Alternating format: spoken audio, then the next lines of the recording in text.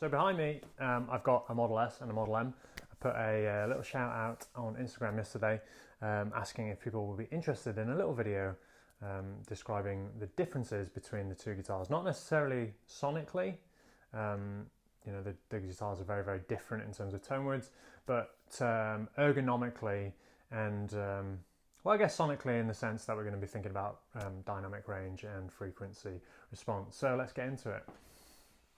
So first up, we've got this Model S, which is just about to go out to its new home in Belgium, which is kind of exciting. So this is Model S. This was designed, first designed, the Model S, not this guitar, but the Model S itself was first designed back in 2018, just before the Holy Grail guitar show in Berlin, and it was designed as part of a kind of an overhaul of all the models that I was offering, but primarily as a response or replacement, a replacement to the 00 that I was offering at the time, which was based, well, it was a Samogi 00. I was using Irvin's molds, and when I came back to the UK, I wanted to design my own model. So this was the Model S. As you guys know, I also do the Model M and the Model L as well, which is also available as a baritone. So the Model S stands for small, M medium, Model L lovely, lavish, luxurious, large. Model L stands for large, and it was a way for me to kind of streamline the models that I was offering. Because quite often I feel like the naming convention of the modern acoustic guitars, you know, it's either based on Martin's naming conventions, so, you know, your 00, 000, OM, Dreadnought, or your kind of the Gibson equivalent. And over the years, those kind of naming conventions have got a little bit muddied. The definitions of what an OM is have changed quite a lot, and I personally found it all quite confusing. You know, I'd pick up a 00 that was bigger than a Martin OM, and it was just like, it started to feel like it was getting a bit messy. So I decided that I wanted to strip all that away and start from fresh and start with something that made sense to me, but also didn't have any of the kind of, there was no preconceived notions of what that guitar was going to do or the kind of size of it or anything like that. I kind of just wanted to kind of get rid of all that and start fresh. So the Model S. So fundamentally, you know, this guitar is very much based on the 00 that I loved making when I was with Irvin. But this has got a few kind of significant tweaks, one of which is the scale length. So the scale length being the distance between the nut and the saddle. On that original 00, it was a 25-inch scale. I wanted a guitar that was a little smaller, a little more comfortable in terms of, maybe comfortable is not the right word because that was a very comfortable guitar to play, but I wanted the Model S to be a very small, very comfortable guitar, and I wanted each of the models that I offer to be distinctly different from each other.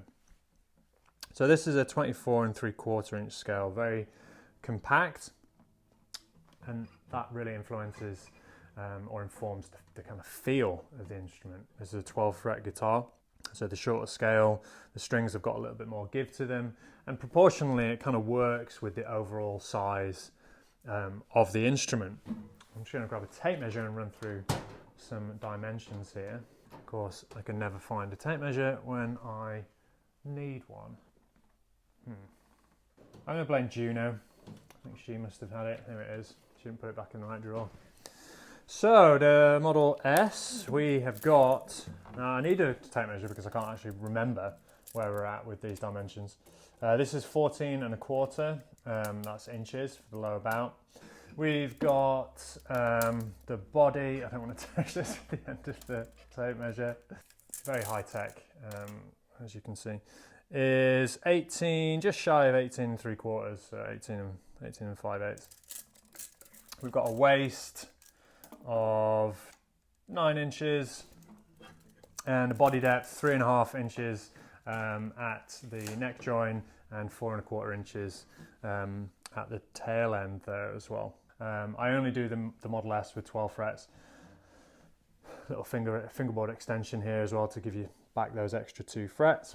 I'd really like to do a fan fret Model S. So if anyone fancies going a bit wild and doing a fan fret Model S, let me know. 1 3/4 at the nut, 2 1/4 at the 12th fret, and 2 1/4 string spacing at the saddle. So I've put out quite a few demo videos about the Model S. You've probably heard, I've made a lot of these. I think this is probably my most popular instrument. So you're kind of getting a sense for what that is doing sonically. It's a surprisingly loud instrument with really good bass response given its size. I think that's a function, well, I know that that's a function of the way that it's built in terms of how lightly constructed it is, using the kind of Samogi style of voicing, top thicknessing and preparation, all this kind of thing. Very lively, active back, very, very stiff rim, and a very punchy, sweet sounding, just very playable, comfortable instrument. So how does it differ from the Model M? Well, let's have a look. So here we go. This is a brand new Model M. This is Dolores, and I'm going to be doing proper introducing videos for both of these guitars. This is a really cool one because it's a Model M, so the medium-sized guitar, but it's also a 12 fret, and it's also a fan fret. So we've got a multi-scale. We've got a 26-inch scale on the bass and the standard 25 on the top string there as well. So typically, normally the standard Model M has got a 25-inch scale. Everything else, the nut width is 1 3/4, 2 1/4, 2 1/4 saddle. So that's the same across the board of the instruments that I do, the kind of nut width, body join, and saddle width. They can be customizable. Some people want a lot wider, some people want narrower, but as a standard, that's what we've got, which is pretty standard for most kind of modern steel string guitars, I would say. So we've still got 3.5 inches body depth at the body join. This is a little bit deeper, and this is 4.5 inches at the butt end. So in terms of the size of this instrument, this is based on the footprint of the Samogi OM. It was a guitar that I really loved building as well, and it's a very popular size. It kind of does a little bit of everything really well, and I'll kind of go into the reasons for that in a minute. But in terms of size, again, I'm having to remind myself very carefully because this is a brand new guitar. So we've got 19.5 inches the length of the body, which is just over 49 centimeters. We've got a waist of 9 7/8, let's call it 10 inches. And we've got a generous lower bout of just shy of 16 inches. This has also got an arm bevel, which is really cool. So in terms of the sound, the acoustic properties of the Model M and subsequently the Model L, this guitar has a more present bass response.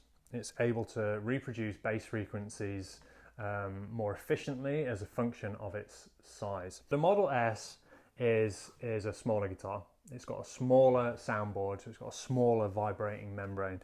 The Model M is a step up from that, so it's got a much bigger soundboard.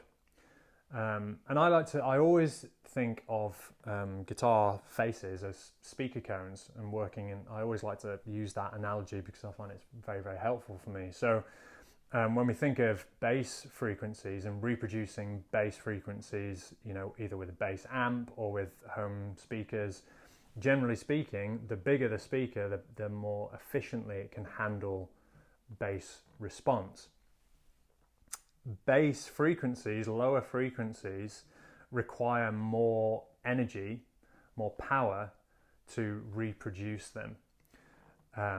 Speakers need, if you're putting more power into a speaker, or if you're putting more power into the soundboard, generally speaking, you need a bigger soundboard to be able to handle that extra power without distorting.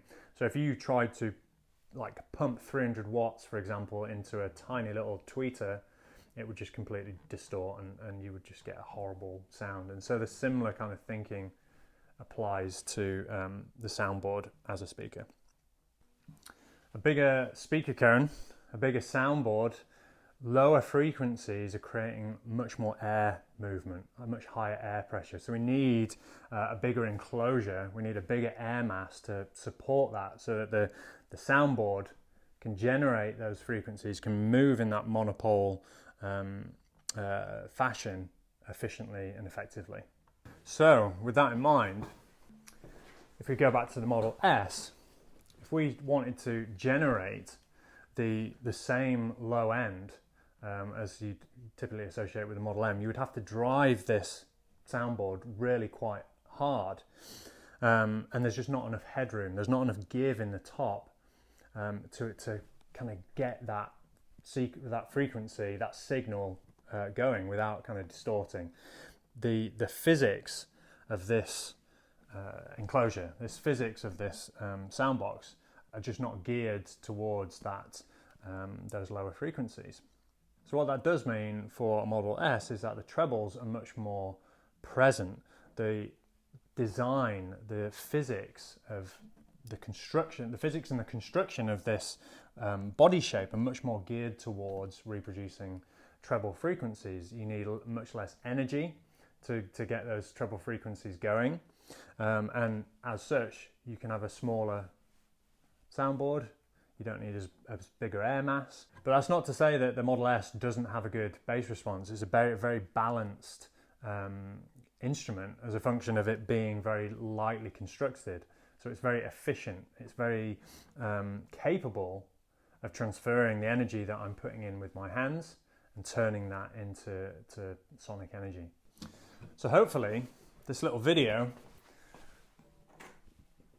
has given you an idea of what's going on with these two guitars and what they're kind of more suited to. Small, compact, comfortable, sweet sounding, very kind of focused on the trebles.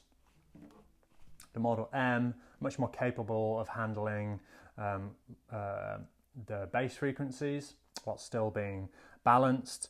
It's larger, it's louder. So that's it really. Model S, Model M. I wish I had a Model L here, but I don't. So anyway, there you go. Two guitars.